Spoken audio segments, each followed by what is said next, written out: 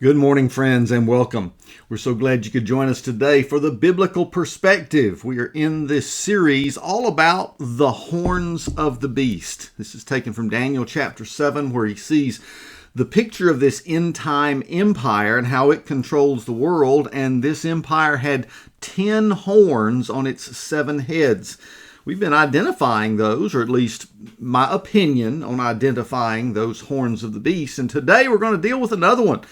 One that, when I give you the name of the person at the head of this horn of the beast, you probably will say, who?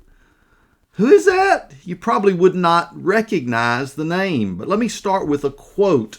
And as we start with this quote, at the end, I want to show you a scriptural passage that really lines up with how we can see this particular horn at work. But listen to this particular quote. Our goal for the post-COVID world is to ensure the benefits of technology can be shared as widely and equitably as possible. If we can do that, 2020 will be remembered not as the end of the world, but the beginning of a world that works better for everyone.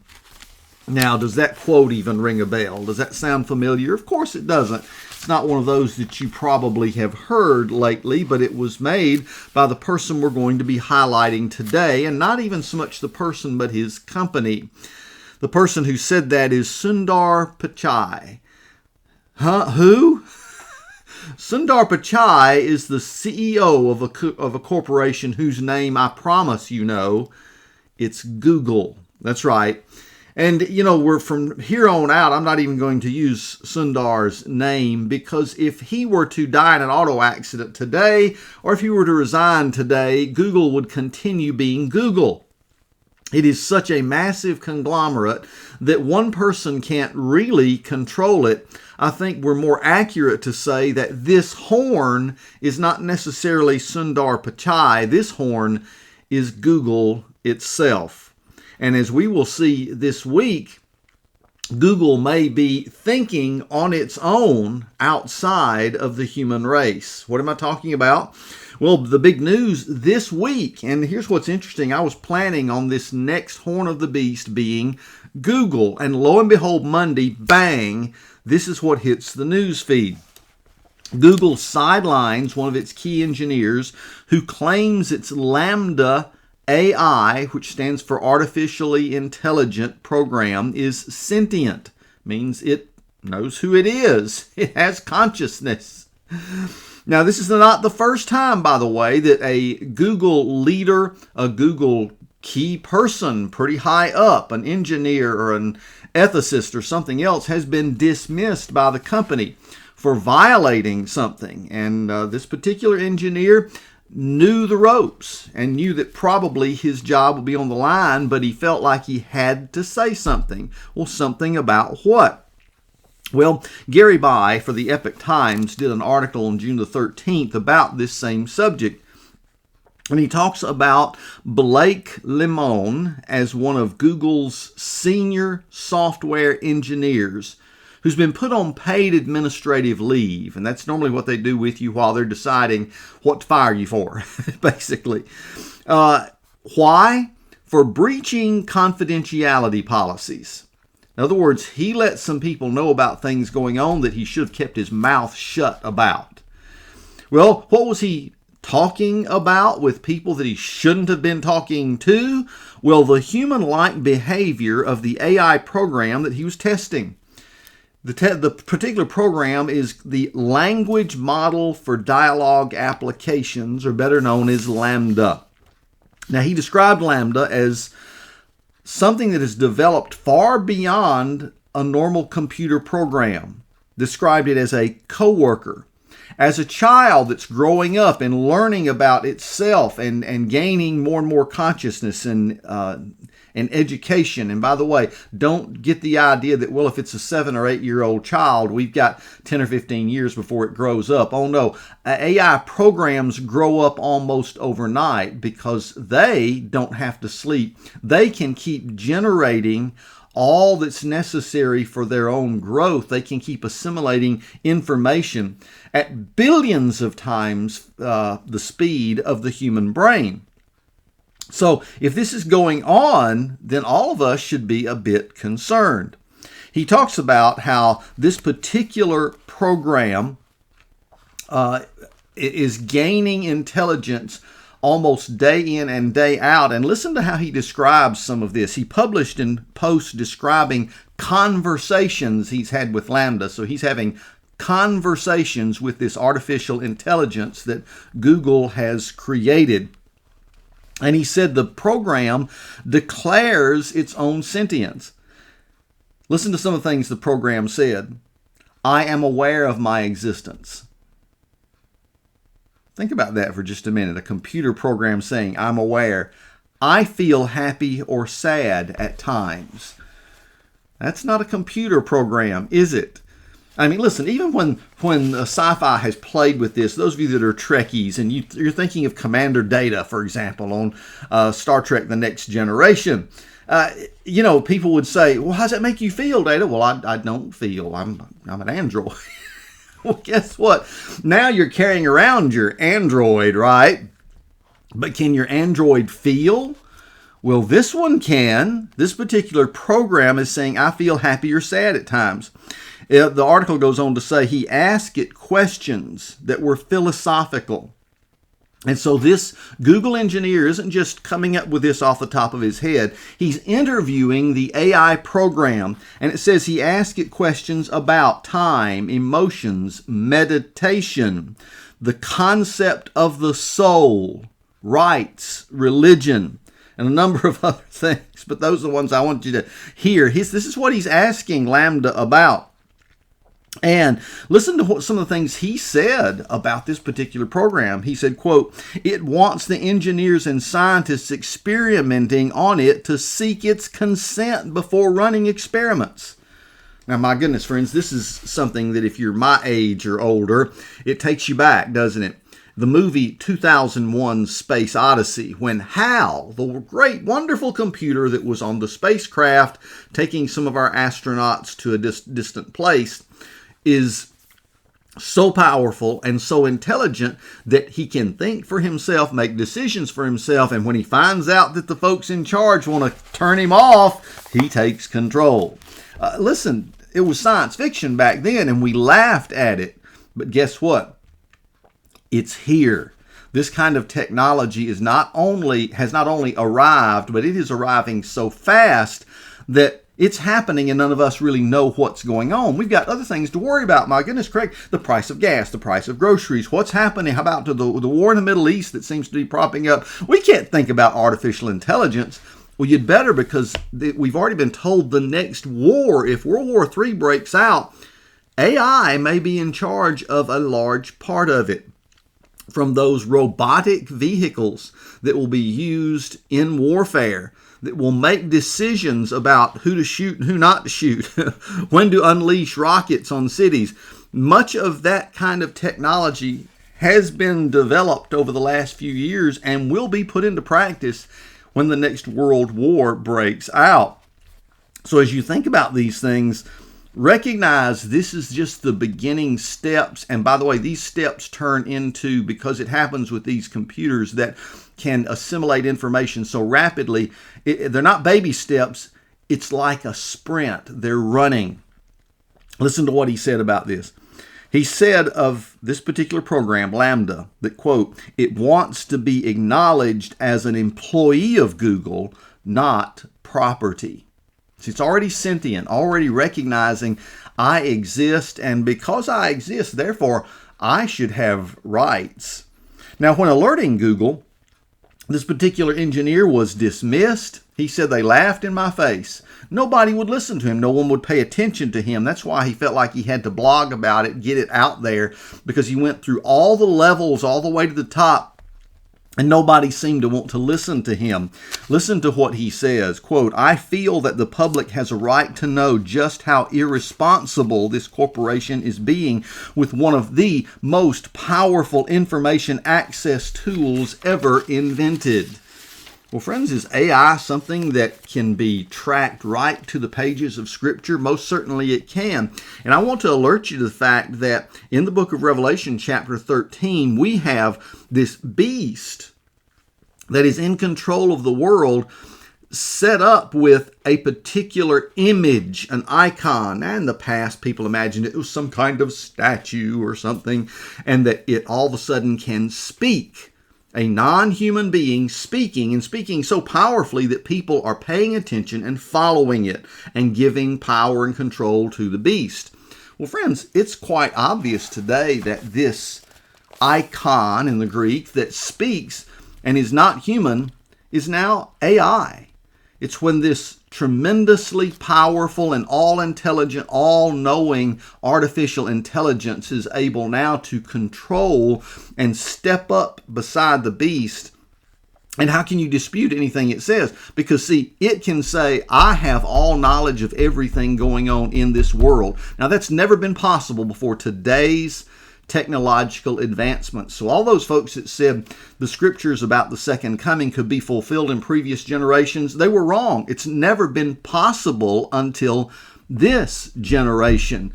And now we are seeing it develop right before our eyes. Now remember, Elon Musk warned us against artificial intelligence as being the biggest threat to humanity, even bigger than nuclear warfare.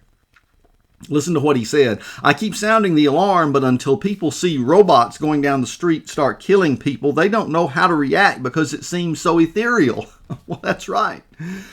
And if there's a corporation that can make it happen, and it will instantly have control over all of planet Earth, that corporation is Google. Yes, it is, I believe, one of the horns of the beast.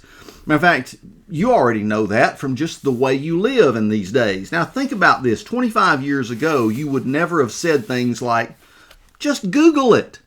We even describe an internet search now as the name of this corporation. Just Google it and you'll know everything. Google is in every part of your life, whether you want it to be or not. From your Gmail account, and if you don't have a Gmail account, that's fine. You're having to send messages to people who do. My Gmail account is Pastor Craig Bailey at Gmail. Our church has a Gmail account. Almost everybody has a Gmail account. How about Google Storage, Google Pictures? If you have children in school, especially in a public school classroom setting or even a private school, they use Google Classroom. Google knows everything your child is learning and what they can't seem to learn. How about Google TV, Google Ads, the single biggest ad agency in the world now? They're just raking in the bucks by the zillions because of their ad profitability. Google Drive, Google Duo, Home, Google Pay, Sheets, Google Slides. Even the network some of you are watching me on right now, YouTube. That's right, YouTube is a subsidiary of Google.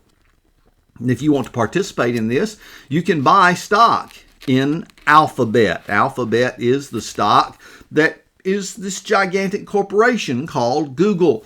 And even with the stock market collapse of so many other companies that's been going on here this past quarter of 2022, it'll still take you over $2,000 to buy one share in Alphabet. It's still the most powerful corporation as far as how much it costs to even participate in it. Because, let's face it, friends, Google is one of those key companies that rules the world. Now, on top of that, they have a philosophy. They don't just do this stuff in a nondescript way in which they're not trying to influence you. Matter of fact, Google admits they are trying to influence you. Now, how does Google train you? How does Google train your kids? Well, when you do a Google search on anything, and try this, I've been working on it for a couple of years now, and I watch every time I do a search using the Google search engine versus some of the other things you might use. Oh, you might use DuckDuckGo or Brave or some of the others. Oh, listen, you will notice something about the searches. Did you want to find out what Breitbart or Fox News or somebody else said about a particular subject? It won't be on page one of your Google search. That's typically the way it works. Matter of fact, the way Google trains you and your kids is that anytime you ask it a question, especially about political or religious stuff, anything in which there might be a very conservative viewpoint versus very liberal or leftist viewpoints, here's what's going to happen. When that Google search pops up, the first responses, and it'll say, oh, look, we returned you over 2 billion responses in half a second. Okay, isn't that cool? But you're not going to look at all those, are you? Matter of fact, they already know that you're going to look for the answer on page 1. And if there's any doubt about it being on page 1, you might go to page 2. But most everybody, just about 90% of all respondents, are going to find the article they click on and follow and get their answer on page 1 or 2 of their Google search. And here's what you will notice, what I've noticed in the searches that I do. It turns responses back to us in a particular order, a priority, which makes you think that these are the best responses, the ones I should look at, the ones that are authoritative. This is where I'll find the real answers. And what will you discover? You'll discover those first responses are from the New York Times, the Washington Post, CNN, you know, that cable news network that no one ever watches, but for some reason they're slotted in the very first responses for almost anything you Google. Think about that for a moment. CBS, NBC, ABC, NPR, Associated Press, MSNBC, etc. You're not going to find any responses from organizations that are not just left-leaning, but sometimes off the cliff on the left-hand side of the opinions, which to me is bringing you not just answers, but intentionally slanted answers to any question that you ask. You say, now listen, this is a conspiracy theory. You don't really think Google's trying to influence us, do you? Absolutely. Matter of fact, they're quite honest about it. Amanda Story, the director of Trust and Safety at Google Trends, gave an article after the 2020 election that detailed how much impact Google had in the election of 2020. And you remember some Google execs were famously quoted as saying they would never allow Donald Trump to be reelected. Well, how'd that work for you, friends? Did they have any impact on the election? She brags in that blog post at how much an impact Google had from even training election workers, poll workers, helping folks find voting drop box sites, but going even deeper into how they were providing the information that helped people make decisions. And she said the searches for election and civics related issues were at, quote, all-time highs. And they were so proud of that. In other words, they're saying it's our information that's swaying how you vote. So we're going to make sure that information is slanted the way we want it to be. Did they want Donald? And, Google execs made no bones about this. They did not want Donald Trump to be reelected as president. Now, you would say, oh, that's scandalous. They shouldn't have an opinion about that. They should just let the information pop out. Oh, no. They don't do that. Matter of fact, you've noticed how this information age has become one in which it's all about who's in control of that information, who's censoring it, and who is controlling it day in and day out. Well, that's exactly the kind of environment that's predicted by the book of Revelation for the last days. Now, if you don't believe that, then also recognize that Google is busy tracking you in everything you do day in and day out. Now, on your phone, if you have a smartphone, you probably have a feature called Google Maps. And every month I will get an email from Google saying, hey, here's where you traveled last month. Really? And you went 1,374 miles. You visited 5 brand new places you've never been before. You've been blah, blah, blah. It'll list these things out for you. And you think, wow, why is it that these people need to keep compiling this information on me? And of course, when it comes to something like Google Maps, they're just the best. Now, we have a 2019 Ford Fusion, and it has navigation. And it's pretty good navigation. It's okay, Ford. You did all right with that. But it's just not as good as Google Maps. So what do? Quite often when we get in the car, if we're going somewhere where we're going to be traveling a long distance, we want to get all the alerts about any accidents or travel delays, even the speed traps, everything else that's going out there. We're just going to hook up our phone and let Google Maps through Android Auto be our map of choice in our car, even though we've got navigation. Why? Because it's just the best. And do you know what's amazing? As we travel using that, it tells us so many things that we keep looking at each other saying, how did they know that? How does Google Maps know that there's an object on the side of the road up here on the right? How do they know that there's a speed trap over the next hill? How is it that they know that if I take this other route, this alternate route they're giving me, it's going to be 10 minutes faster than the route that I'm on because of the accident that's 20 miles ahead of me? All these things are just mystifying for some of us who were raised in an age where information just wasn't this readily accessible. But you know what? That's the kind of information that's necessary for Google to control not just our ad choices and the kind of stuff we're going to buy at the store, but ultimately when the beast has total control of this world, to control all of it. These are the kind of applications they need, and this artificially intelligent software to drive it is exactly what they need for it to happen. Now, because Google has shrank the world down to the size of your phone, okay, the world is right here, it's in your hands now. Something is going to happen in the book of Revelation that could never have happened in previous generations. Revelation chapter 11, go read it. It's the tale of the two witnesses that are going to appear in Jerusalem. And when those two witnesses appear, it says that, they're going to cause all kinds of trouble. Don't want to get into the interpretation of who those witnesses are right now. That's for another lesson. But when these two witnesses show up, they are not very popular people because they're pointing people to God in a day and age in which they're trying to say, no, we're our own gods, and especially this beast that we've created. No, you worship all of the wonderful technological advances that we've got, and no, this is this old superstition. You guys are awful. And they persecute these two unto death, and they are killed in the streets of Jerusalem. And the Bible tells us that the people of the world will see it. Now think of just how ludicrous that would have been for John to write even a generation ago when people didn't immediately see the news of what's happening on the other side of the world. And it says these people are going to watch, they're going to throw parties and be excited that these two witnesses for God had been killed and their bodies were left laying there in the streets of Jerusalem. And of course, those bodies are going to be resurrected by the Lord. It's just going to be one of those miraculous things that happens there near the end.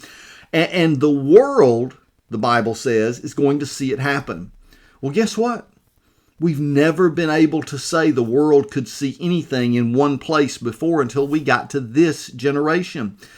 And people will see it over and over and over again. It says some of the evil people of the world will be celebrating what happened when they were killed. And how will they see it? Just Google it, my friends. You'll be able to pull up the YouTube video on it. You'll be able to watch it over and over and over again. You'll be able to see what's happening on the other side of the world, something we take for granted today, but that's never been possible before. And what does that confirm? It confirms we're living in those days that the Bible predicted from Genesis to Revelation, the days that would be in play just before the return of Jesus Christ, the Messiah, our Savior and Lord, to settle all the issues on this planet once and for all, to judge and then to restore and make everything right. The Bible talks about a new heaven and a new earth that's coming. And what's going to happen before it comes? This beast with 7 heads and 10 horns is literally going to take over. We're watching it right before our eyes today. And from my standpoint, I can say with a surety that Google is one of those 10 horns. Well, God bless you. Thanks for letting me just bend your ear a little bit this morning. Keep looking up. Get with God's people tomorrow and worship in God's house. Come to Winnsboro, South Carolina, if you're anywhere close in Fairfield County, and worship with us at 9:30 on Sunday morning, or wherever you can find a group of people that worship and love the Lord and His Word. And I'll see you again Monday as we wake up in God's Word.